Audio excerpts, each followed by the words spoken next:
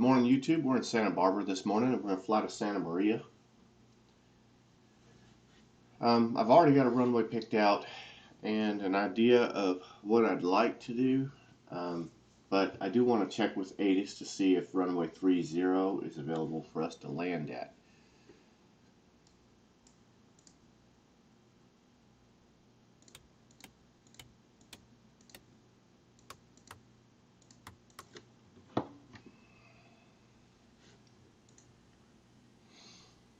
So the ATIS is 121.15.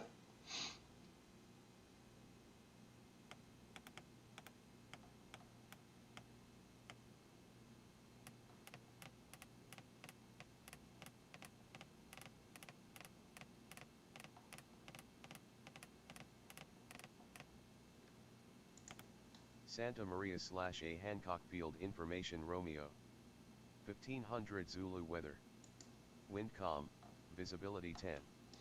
Sky conditions 400 overcast, temperature 7, dew point 6. Altimeter 3003. Arriving runway 12, departing runway 12. Advise on initial contact you have Romeo. So it looks like they want us to land at runway 12, and I plan for runway 30. Now I can change that.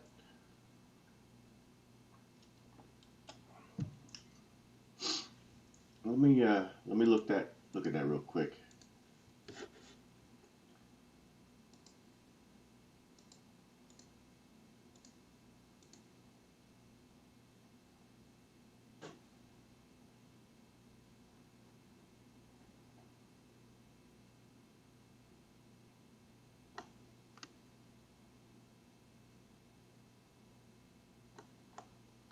Wait a minute here.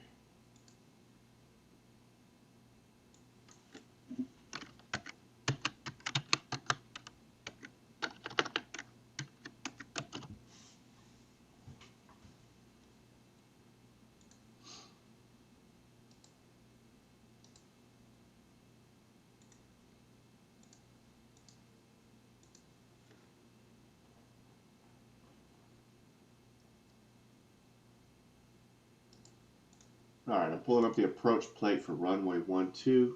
This will give me the decision altitude. The decision altitude is 430, and I need to be at altitude 3300 by the time I reach winch, which is one of the waypoints or fixes for the landing. So I don't really need a decision altitude. That's just going to come in handy. The G530 doesn't use it like the GTN 750 or the G1000 rather. That's a flight plan.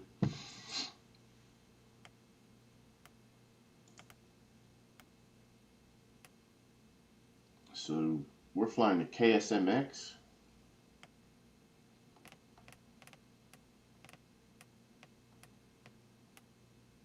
For Santa Maria.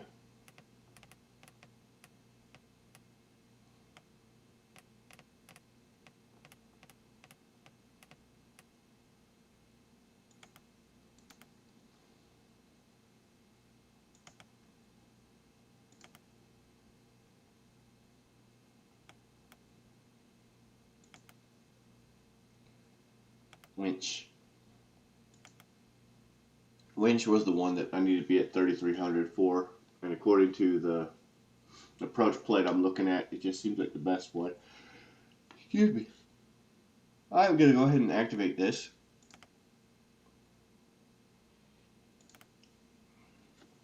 Alright, now that's all programs ready to go. So we're just using the GPS this morning. We're not flying VOR or anything like that. I do want to match the magnetic north.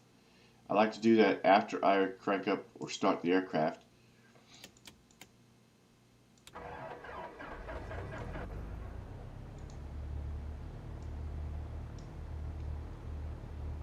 Alright, so south.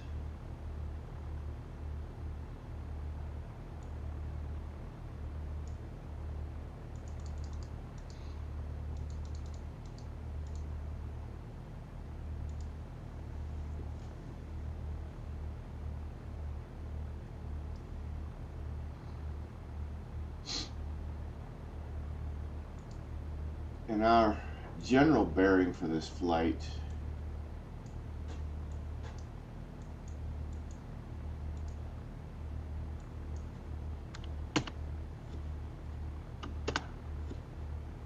is 301. So I'm going to start by setting the heading bug to 301. I need to remember to change that once I'm landing at 12 or 120.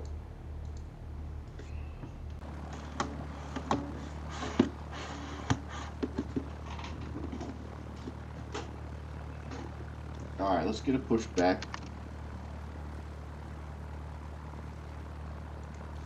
Okay, I'll send the push card. Here we go.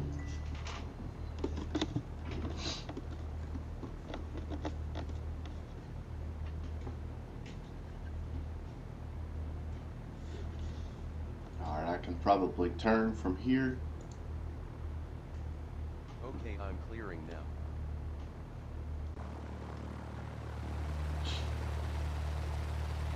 Let's see.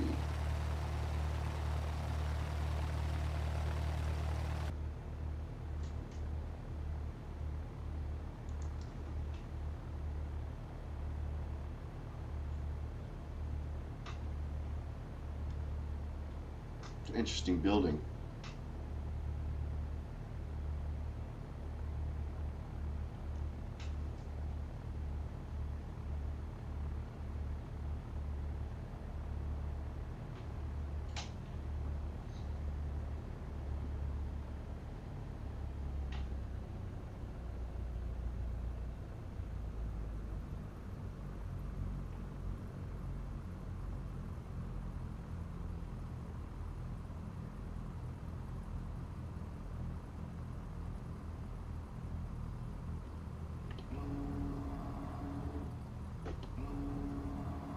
Deploying the flaps, getting ready for flight. A little jittery there.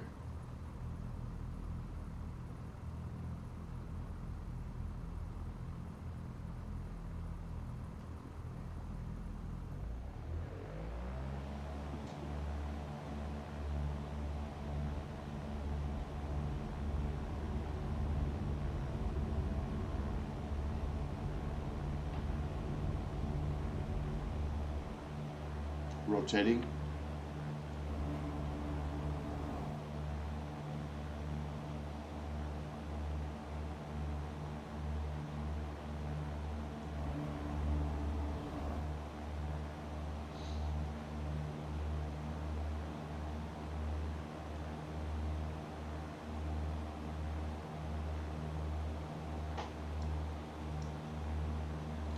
Gauging the autopilot. Give us a vertical speed hold of about 7. And then nav.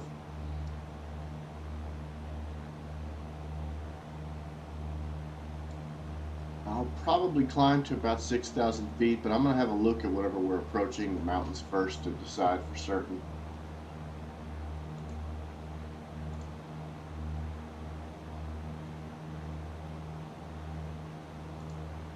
My approach to the runway was 3,300. I need to change that. And this needs to be 12. Okay. Yeah, we need to climb a little bit more and a little bit faster.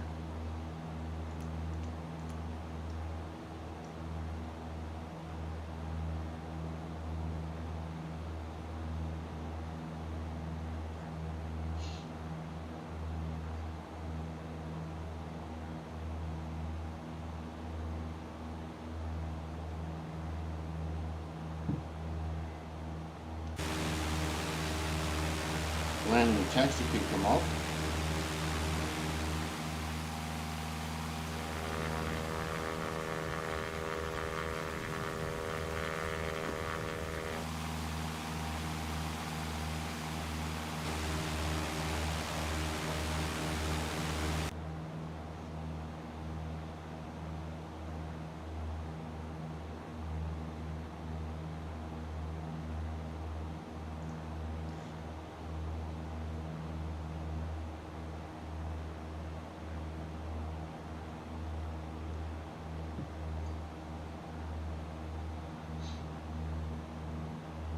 After clearing these mountains, I may just look off and see if it looks like we're going to be encountering anything that's greater in height than that. If not, I'll do an altitude hold after we pass over these mountains.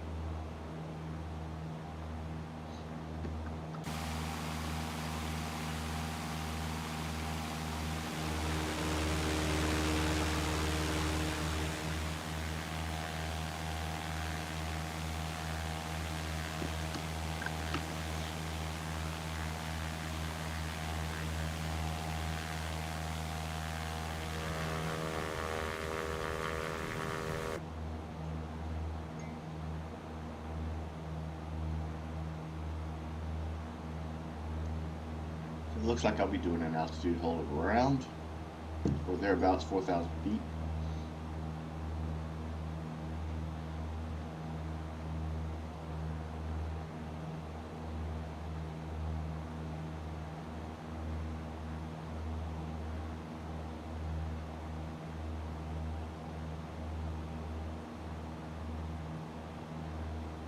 I think I'll make it 4,500.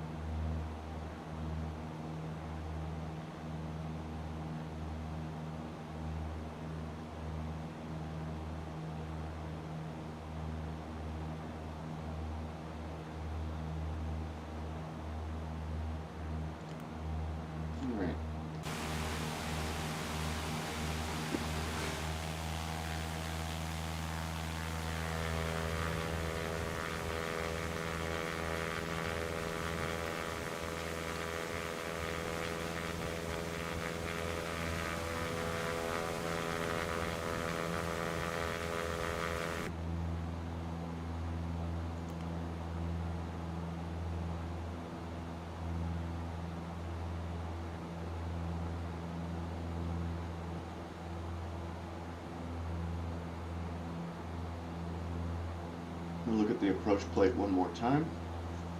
DEFMA, by the time I reach DEFMA, I need to be at 2,000 feet. And WICA, was it WICA, the name of it? Winch, excuse me. Winch. Winch is the approach fix that we chose. So by the time I get to that hold, or while I'm in the hold, I need to be descending to 3,300 feet. Or even before I get to the hold, whichever, but 3,300 feet, you need to keep that in mind. And then 2,000 feet for the next fix after that.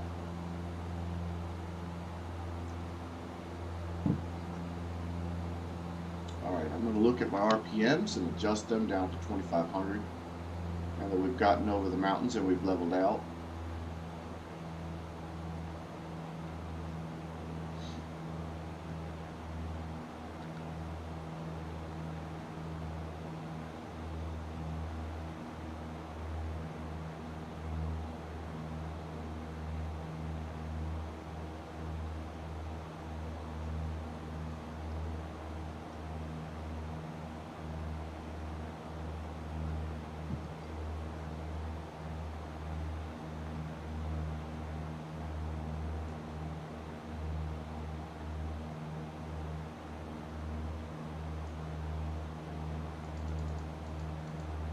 I don't think it matters what I do with the Omni bearing selector in this scenario. I think this primarily pertains to when I'm flying using the nav radio stations.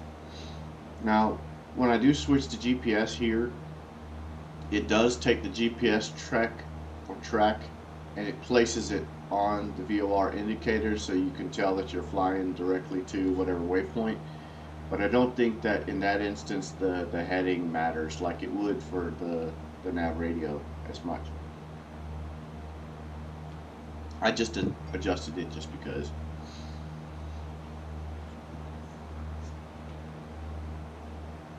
What I really need to be mindful of this morning in order to do the RNAV landing for the G530 is to click the approach button and watch that I intercept the glide slope, and then also that my heading indicator matches magnetic north and my heading bug is set to runway 120. That's it, I think. We'll see if it goes right or not.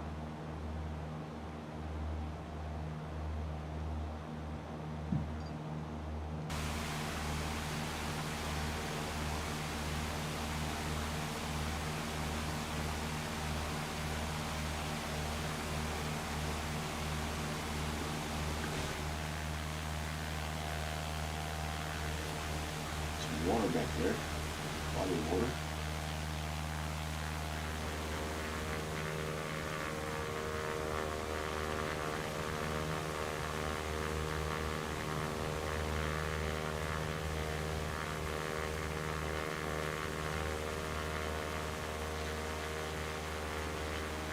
I've done some flying around in this area before, and I'm just looking at that airport, and I'm wondering, have I landed there before? Let me look at the GPS.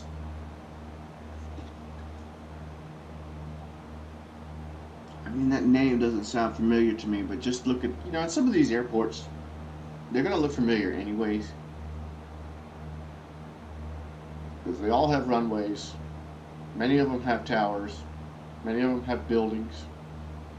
Many of them have aircraft sitting outside. So it would be easy to look at one and say, oh, that kind of looks like one I landed at before.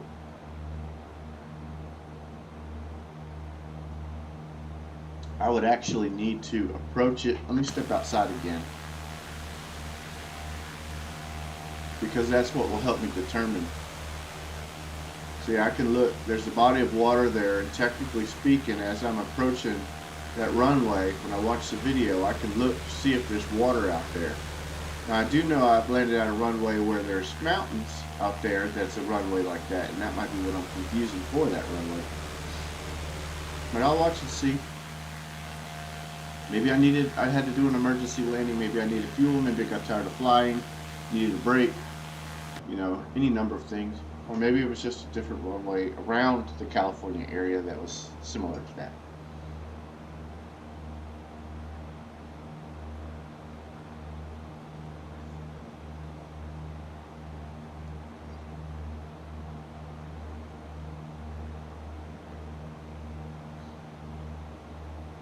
Right now I'm primarily flying in the California area because I had an incident on the East Coast where I got into the air, started raining, the rain started freezing. Yeah, so I essentially froze over, had no way of, or iced over, I had no way of de-icing the aircraft, and I lost power and I crashed. So after that is when I made the decision to come out to the West Coast and tour this area a little bit and stay in the warmer climate and try to stay out of the rainy weather and any potentiality for it icing over and causing issues for me like that. So that's pretty much how I'll fly from here on out. I'm going to be a seasonal flyer or a regional flyer based on seasons.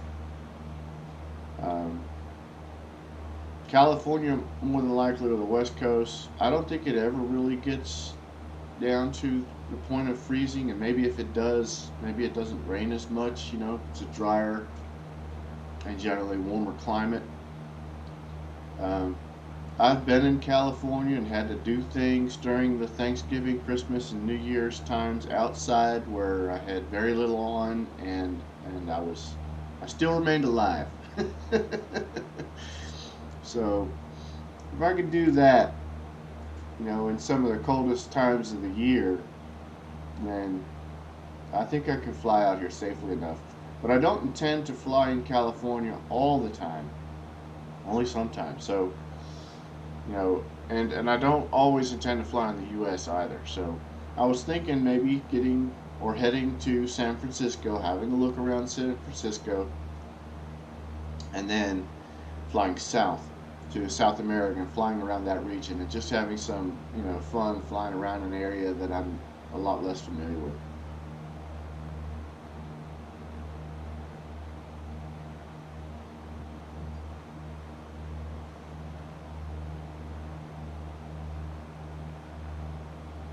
I do mostly enjoy flying the Cessna. I can fly the 737. I can fly the Cirrus Vision SF-50, but you know, when you really compare aircraft, being able to fly an airliner versus a Cessna, that's a big difference. Being able to fly the Cirrus Vision SF-50 versus the Cessna, that's a little different because I can do an approach in the Cirrus Vision SF-50 at about 75 knots, and that's only what 15 more knots than I'm doing in a Cessna. So, you know, I kind of feel like if you can fly a Cessna, you can fly the Cirrus Vision SF-50. It's a single jet engine, and it's not all that powerful. Um, you know, it, it's a really easy aircraft to just fly. The only thing you really need to know for the Cirrus Vision SF-50 is how to use the G1000 glass cockpit. And that's why I periodically fly the Cessna 172 with the G1000 glass cockpit to maintain that ability to use it. And that way when I fly over in the Cirrus Vision SF-50, I already know what I'm doing. Flying the 737, you don't have the G530, the GTN 750, or the G1000. You have your flight management computer, and operating with that is a little different. It's a lot different. Um, but you're still inputting roughly the same things. So you can input other things as well, your departures and arrivals, but you can do that with the G530 too. I'm not doing very long flights with the Cessna, so I don't do departures and arrivals. You mostly want to do a departure and arrival when you're flying many, many, many, many miles, and you want a full path, both from and to.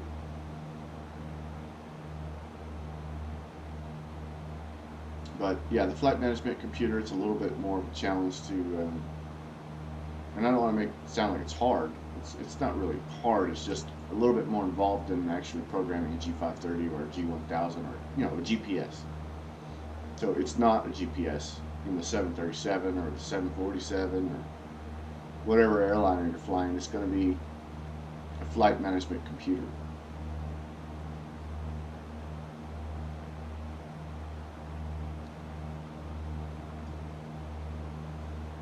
So eventually, at some point, I'll fly one of those. I typically only fly 737 when I'm going to fly really, really long distance. And even then, it's got to be able to fly, it's got to meet with the limitations of the Cirrus Vision SF-50 and then exceed them as far as distance. So if I can get there with the Cirrus Vision SF-50, well, what's the point of flying the 737? Just to fly it?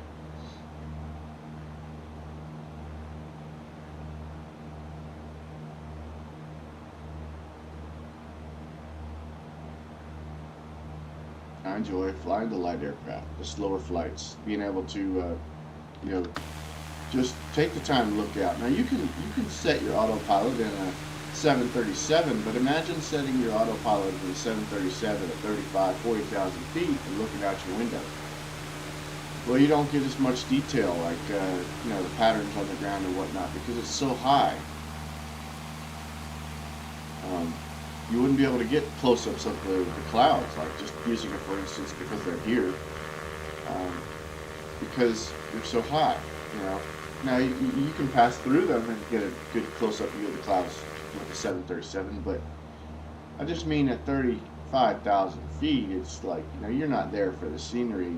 You're there for a different type of flying experience at that point. Maybe the thrill of flying a bigger aircraft. And it is thrilling. It is. I enjoy flying a bigger aircraft, but I enjoy sightseeing much more. All right. 13 miles, a distance of 24. I'm going to start descending. I know we're in the clouds, so I'll have to be careful, but I'm going to start descending to 3,300 feet.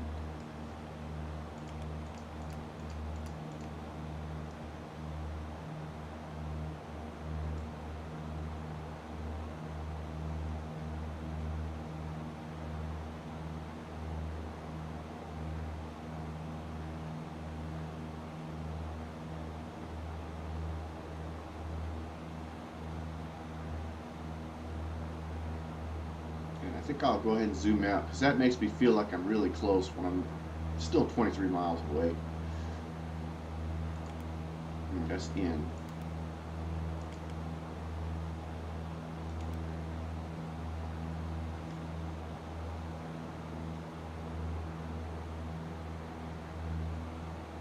I'm also hoping if I get an altitude of about 3,000 feet, perhaps I can come out of or below the clouds.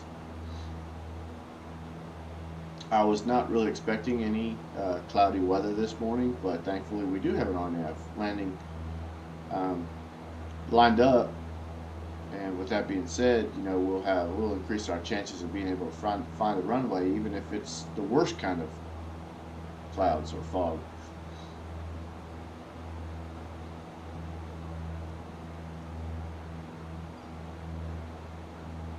With this, I'm going to go ahead and set my heading bug now, just so I don't forget later.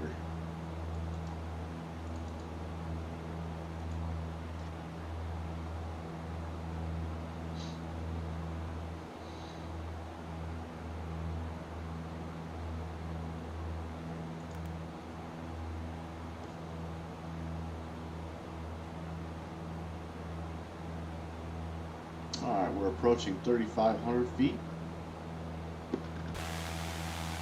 Still above the clouds.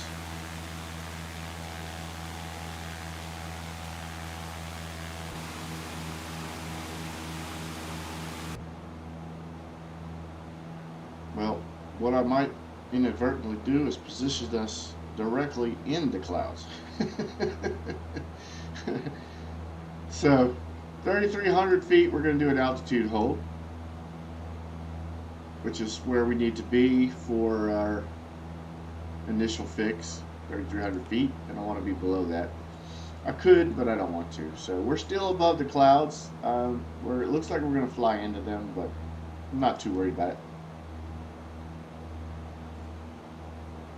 Let's check with ATIS, so I kind of get an idea of what the winds are doing. Santa Maria/A Hancock Field information Quebec. 1500 smooth weather. Wind calm. Visibility 10. Sky conditions 400 overcast. Temperature 7. Okay, so it's overcast, and that's what we're flying into here. But visibility being 10 miles, winds calm. You know, we're good.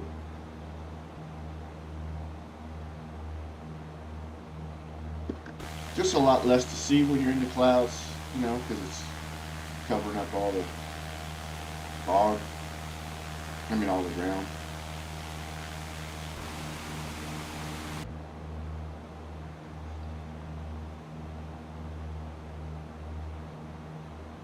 So it looks like we'll be flying by the airport, turning and then coming back to it, which makes sense given that we have our heading bug set in the opposite direction that we're going. Complete 180.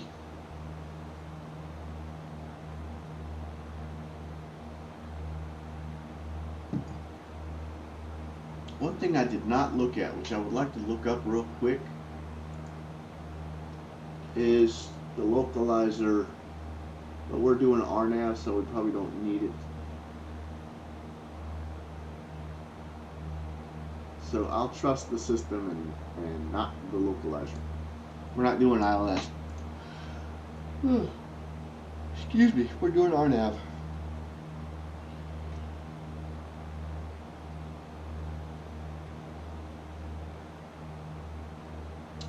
So apparently this airport, and I did not look at the airport diagram, but you can only land at it from one of two directions, which means there's only one runway. You can land at it at runway 30, which is the heading we're going, and that is why I intended to land at 30, because I didn't want to bypass the airport, extend the flight time and the video time by having to fly by the airport and then fly back. I wanted to fly almost, or as close to directly to it as possible. So I planned on 30, but in checking with ATIS and in effort to do the right thing, I had to change it. Now I could have bypassed ATIS and then just did what I want. I mean, if the winds are calm, does it really matter if I land at runway 30? No, it doesn't. But in real life, you don't get to just pick and choose which or how you want to land that I'm aware of. You know, you've got your ATC, they're going to tell you where to land, and then again, you're going to be checking with ATIS in real life as well, and they're going to be telling you the same thing that ATC is telling you. So if I want to be anywhere near real life without using air traffic control, then I need to listen to what ATIS says and abide by that. Regardless of whether or not it's something I want to do or not, or planned on.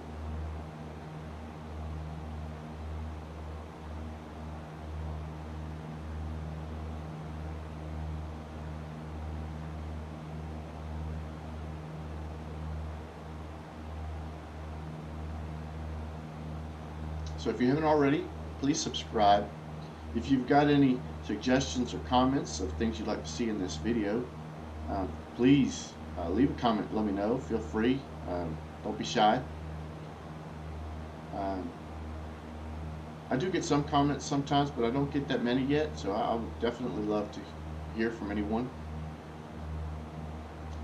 If you've got a particular type of flight you want to see, like if you prefer seeing VOR flights to, you know, or using visual flight rules as opposed to instrument flight rules, and you like seeing me fly waypoints as opposed to flying, using the GPS, make mention of it.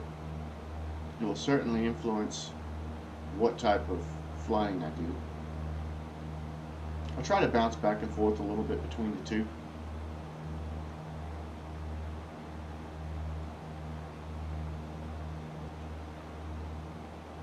For this flight, if I had used a waypoint, it would have just been the San Marcos waypoint, or no, it would have been the Santa Maria waypoint, and we would have only had to put in one. We would have flown to it, and then we would have activated the approach for the GPS landing. And that would have been doable, a great alternative to what we're doing.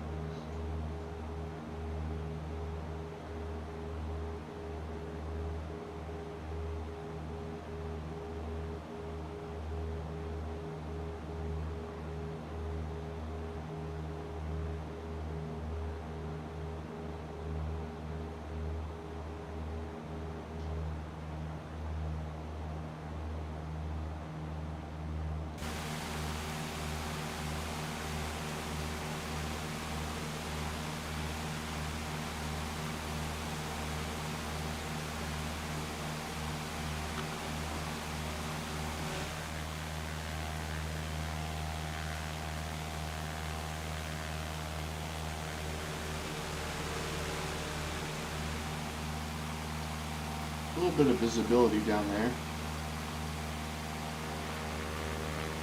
And you can see maybe once we descend another 1,000 feet or so, we'll be able to see again with the cloud coverage being above us.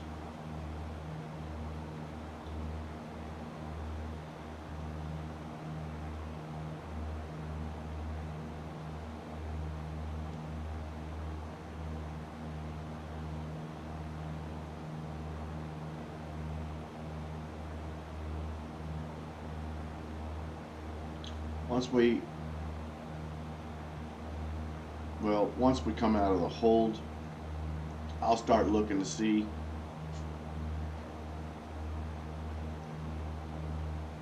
whether or not we've got picked up on the localizer, which we're flying by the airport of the runway, and I haven't seen anything yet. So once we hit the fix and things change on VOR 1, I'll start selecting the approach button and slowing the aircraft down, preparing for landing. As we approach the next fix, which is DEMFA, I'll be, also ensuring that we're at an altitude of 2,000 feet in the event that we're not established on the localizer or descending or anything like that.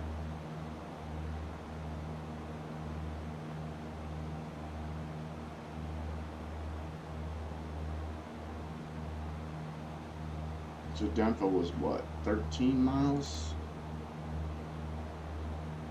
Cumulative, 8 miles.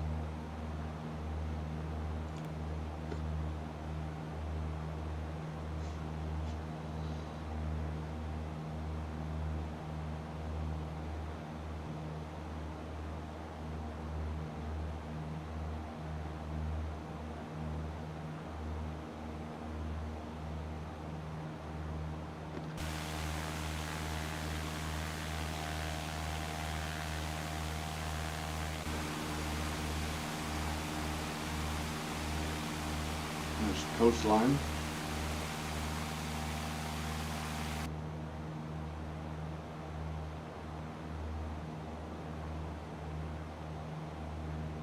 At least I think it's the coastline. Let me have a look at Sky Vector to see what we're relatively close to the coast. We should be bypassing the coast, flying out the winch.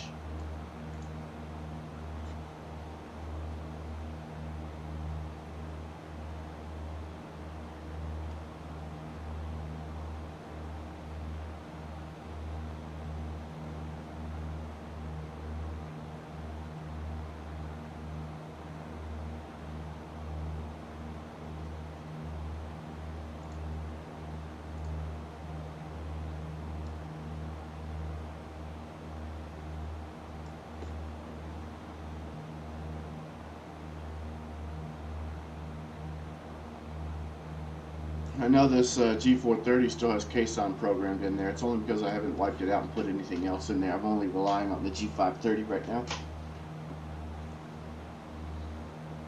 I don't always program this one, just sometimes. But with the amount of fuel I have, 222 miles, I don't know, we might be able to push it and make it back to San Diego if we were so inclined.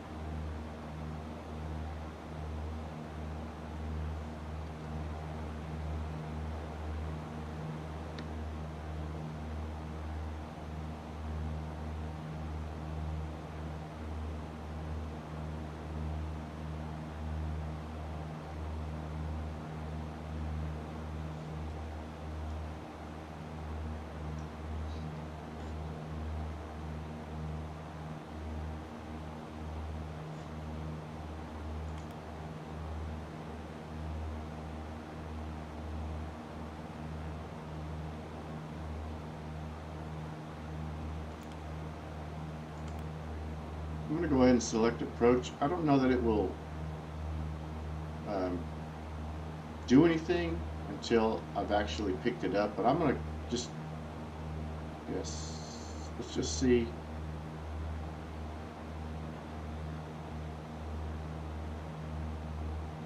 Now we won't see the altitude switch to glide slope, or I won't have any need to until this is closer to these dots here, until it's closer to the center. But for now, I'm just going to eyeball it.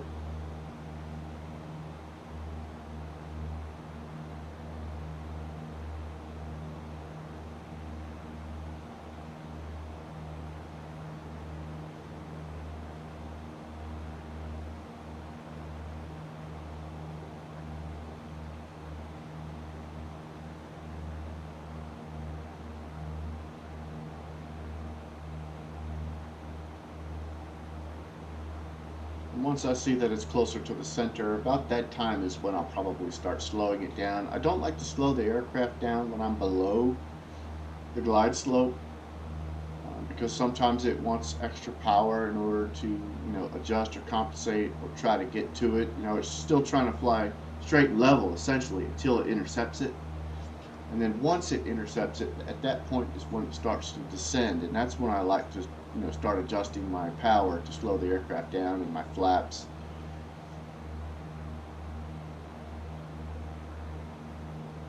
So I do see the needle moving now, and we'll be there in a minute or so, and I'll be looking for the altitude to switch to glide slope or glide path.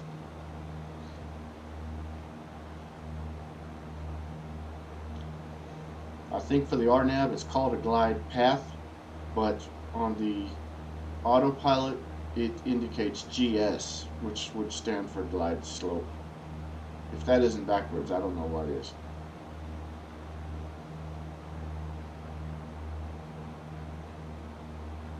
I guess the autopilot, though, you must consider that you could potentially use the same autopilot for doing both RNAV and both RNAV and ILS landings. So unless they have that digit change from S to a P or a P/S or S/P, then just set it to one thing. Now I'm waiting for it to switch. It doesn't look like it's going to switch, so I'm going to go ahead and switch it and then start slowing the aircraft down here.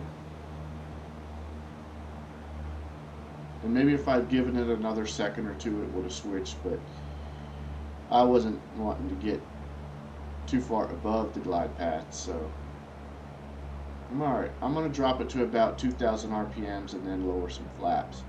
Let it slow down, let it adjust to that RPM, and then flaps.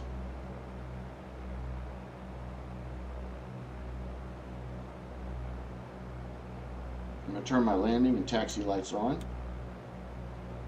Alright, extending some flaps to around 100 knots. As soon as that needle hits 100,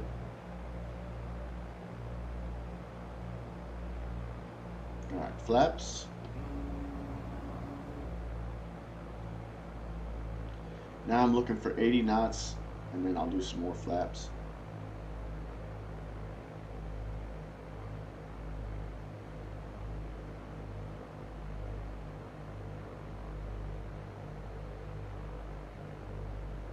Alright, second stage of flaps. And I think I'll leave it at 2 stages this morning, and I'll just not worry about third. I'm going to give it some more power to keep it at 60 knots.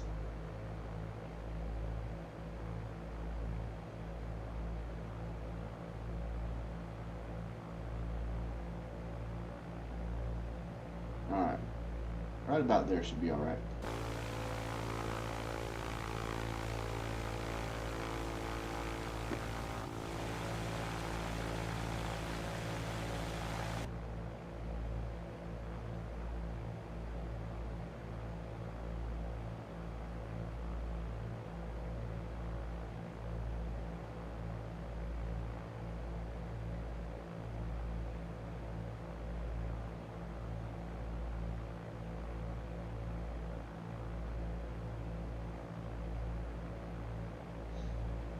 Yeah, it's interesting how easy an RNAV landing is with the G530, but 2 weeks ago, when I didn't have my heading bug set right, and I hit approach, and then I'd be drifting off to the left or to the right towards the heading bug, I was walking away from these sessions scratching my head saying, why didn't the GPS landing work?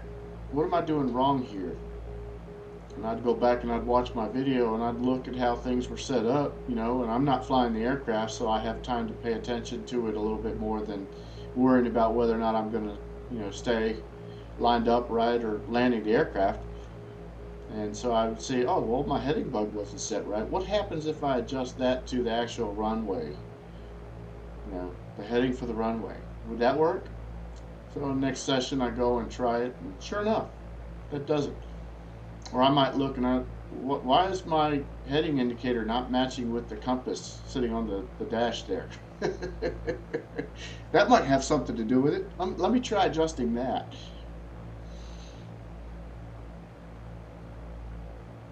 Now, I'm a learn as I go type. I don't necessarily sit there and listen to what other people have to say or read books and try to figure it out. Now, that's the last resort for me. I kind of like to just jump in, sit down, observe what's going on, how it's supposed to work, piece it together, and do it that way. That's how I work. And then when I hit a stumbling block or I'm really scratching my head thinking, you know what, I'm spending way too much time trying to understand this little bit of information right here. Let me go do some research on that, and then I'll go look. That's when I start looking at instructions.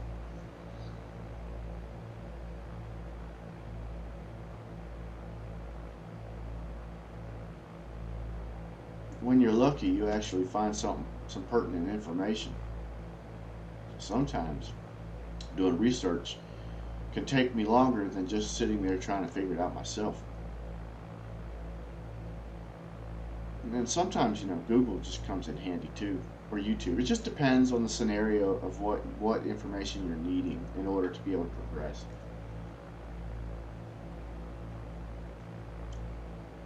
I kind of have a thing for flying through dense clouds. It makes me feel a little dangerous because I don't know what's in front of me. What if my lights just happen to... But since this is an approach, technically speaking, we should be clear of all dangers. There shouldn't be a thing in our way. No mountain, no telephone poles, and the GPS should definitely show us whether or not there's an aircraft or something.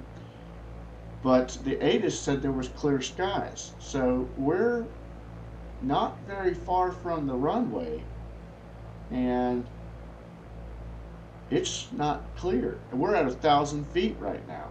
And what was my minimum decision altitude? I've forgotten. Let me look at the approach plate real quick.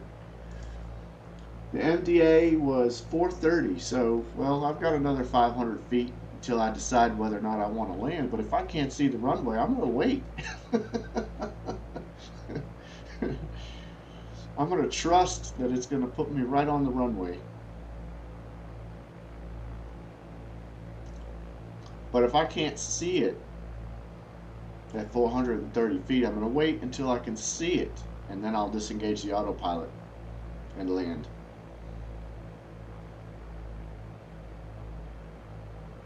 Backing the speed down a little bit, we started picking up a little bit of speed. I like to keep it around 60 knots. It doesn't have to be perfect, but I do like to try to keep things consistent each time I do them. Now we're dropping below 60, so I'm giving a little more power. Alright, we are okay. See, I could potentially disengage the autopilot now because I can see the runway, but our minimum decision altitude was 430 feet. So I'm going to wait till we're about 450 feet, and I'll disengage. I could do it. I'll just do it now. Let me disengage.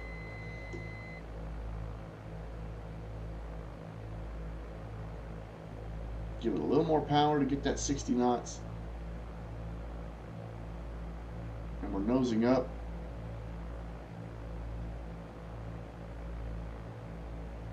So I'm going to reduce power again and let it drop in, pick up speed that way, and then I'll nose up.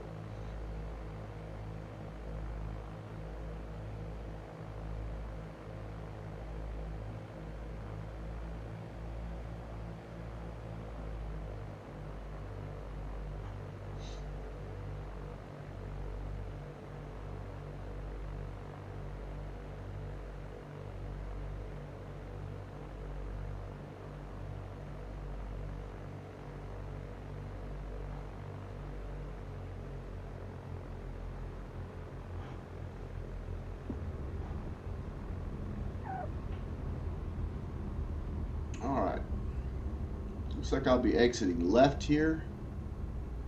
Not here, but shortly.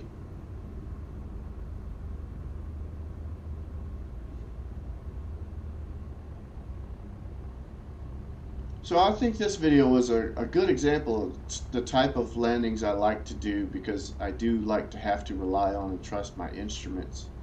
And that's probably the first landing I've ever done with dense clouds, you know, at a slightly lower altitude, that made me think, hey, you know, I've done it with the G1000 and GTN 750 enough to know I can get in those aircraft and trust them. But the G530, I've only recently, you know, perfected it to the point where I feel as though I can trust myself with it and do it right, and not have to worry about crash landing.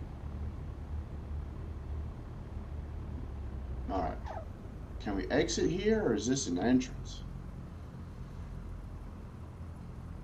See, because we're going back in the opposite direction here, so it's a hard left turn, but it's going to take me to these hangars, so I'll just park next to one of these hangars.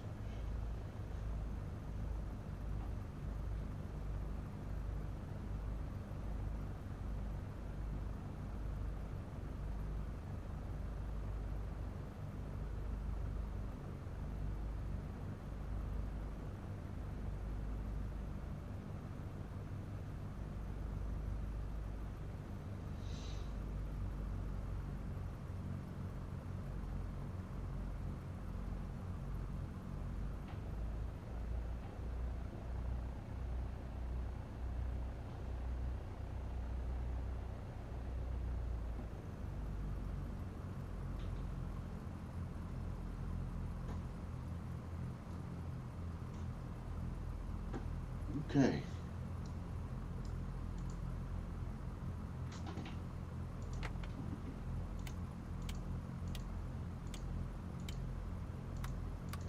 Kill the engines.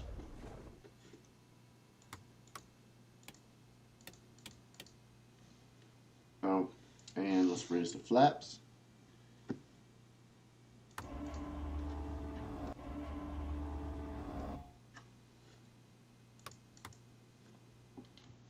Autopilot. Excuse me. Auto replay. Yeah, into the clouds a little bit, be alright. We just came out of it, so that worked.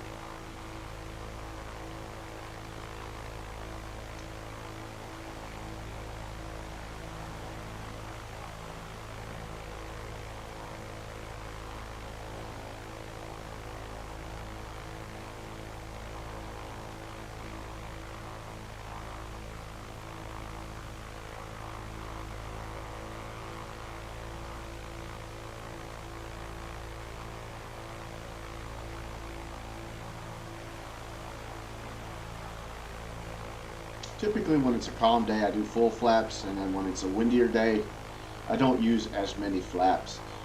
But today I just felt like not using full flaps for no particular reason. Just feeling.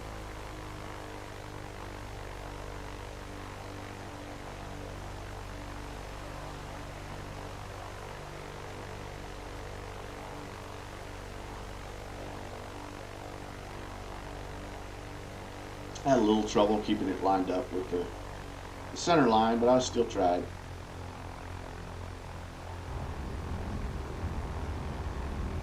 I did okay, but I didn't nose down on it.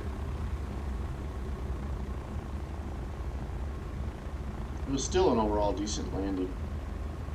I'm thrilled with the fact that it doesn't slam. You know, if I can touch down and it just looks soft and gentle and almost as though you couldn't get any softer, that's what I like doing. But there are sometimes when I just don't, you know, time or throttle back at the right time, and I drop a little bit too much, and then the landing gear slams. And I think it's okay for the aircraft in real life for that to happen, you know, dropping from about 3 feet and it not really being that much of an issue.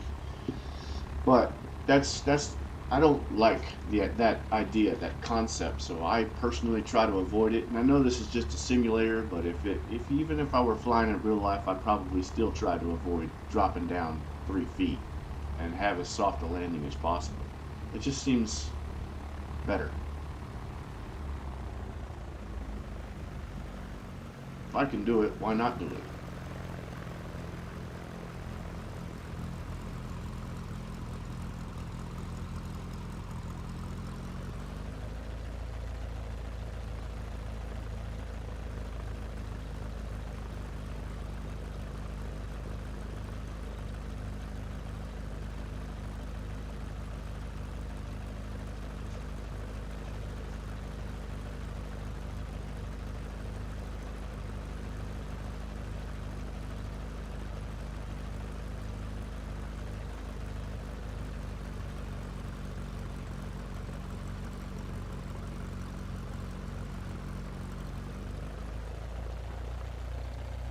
I thought about turning the aircraft around, but this video is almost an hour as it is, so I wanted to keep it, drop a couple of minutes off of it by not actually rotating the aircraft around and pointing back towards the runway.